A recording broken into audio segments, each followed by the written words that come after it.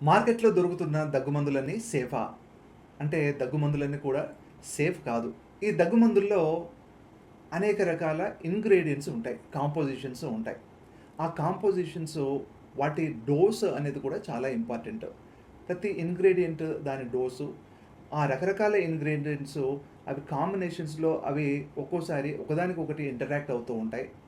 అదేవిధంగా వాడుతున్న మందులు మిగతా జబ్బులకు ఒకరికి హార్ట్ ప్రాబ్లమ్ కానీ, కొంతమందికి లంగ్ ప్రాబ్లమ్ ఆస్తమా, సిఓపిడి లాంటిది, కొంతమందికి న్యూరలాజికల్ ప్రాబ్లమ్స్ ఇలాంటివి ఏవైనా ఉండి వాళ్ళు వాడుతున్న మందులు వేరే ఉంటే, ఈ దగ్గు మందులో ఉండే మందులు వాటితో ఇంటరాక్ట్ అయినప్పుడు సైడ్ ఎఫెక్ట్స్ అనేవి కొంతమందిలో వస్తూ ఉంటాయి. అదేవిధంగా మరికొంతమందిలో అదివరకే వాళ్ళకి ఏవైనా జబ్బులు ఉన్నట్లయితే న్యూరలాజికల్ గానీ, హార్ట్ డిసీజెస్ కానీ, అదేవిధంగా గ్యాస్ట్రో ఇంటెస్టైనల్ డిసీజెస్ ఏవైనా ఉండి, లివరు, కిడ్నీ ప్రాబ్లమ్స్ ఉన్న వాళ్ళల్లో ఈ మందులు సేఫా కాదా అనేది కూడా చూసుకోవాల్సి ఉంటుంది. సో, ఇలాగ రకరకాల ప్రాబ్లమ్స్ ఉన్న వాళ్ళల్లో ఏది పడితే ఆ కాఫ్ సిరప్ వాడకూడదు. వాటి వల్ల అదివరకున్న ప్రాబ్లమ్ ఇంకా పెరిగే అవకాశం ఉంటుంది. కొన్ని దగ్గు మందులు ముఖ్యంగా కోడిన్ కాఫ్ సప్రెసెంట్స్ అంటాం.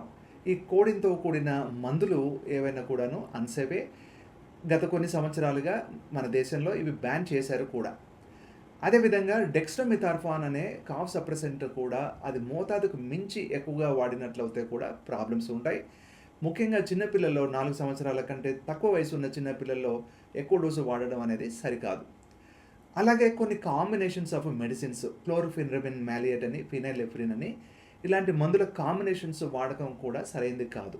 దగ్గుమందు సేఫ్‌ది వాడాలి అనంటే డాక్టర్ ప్రిస్క్రైబ్ చేసిన దగ్గుమందును వాడుకోవటం అనేది చాలా సేఫు. ఓవర్ ద కౌంటర్ అంటే మెడికల్ షాప్‌లో వెళ్లి మందులు తీసుకొని వాడటం అనేది అంత సరైన పద్ధతి కాదు. దగ్గుమందు తీసుకున్నప్పుడు దగ్గుమందు తయారు చేసిన వారి కంపెనీ, వాళ్ళు పాటించే నాణ్యత ప్రమాణాలు, అదేవిధంగా మ్యానుఫ్యాక్చరింగ్ లైసెన్సు, వాళ్ళు మ్యానుఫ్యాక్చర్ చేసిన డేటు, ఎక్స్‌పైరీ డేటు ఇవన్నీ కూడాను క్షుణ్ణంగా చూసుకోవాలి. మందులు ఎన్ని ఉన్నాయి, దాంట్లో ఇంగ్రీడియెంట్స్ ఏమున్నాయి, వాటి డోసేజెస్ ఎంత అనేది కూడా చూసుకోవాలి. ఎప్పుడు కూడా మల్టిపుల్ డ్రగ్స్ కాంబినేషన్స్ ఉన్న కాఫ్ సిరప్స్‌ని వాడకుండా సింగిల్ డ్రగ్ కాంబినేషన్స్ వాడుకోవటం అనేది చాలా శ్రేయస్కరం.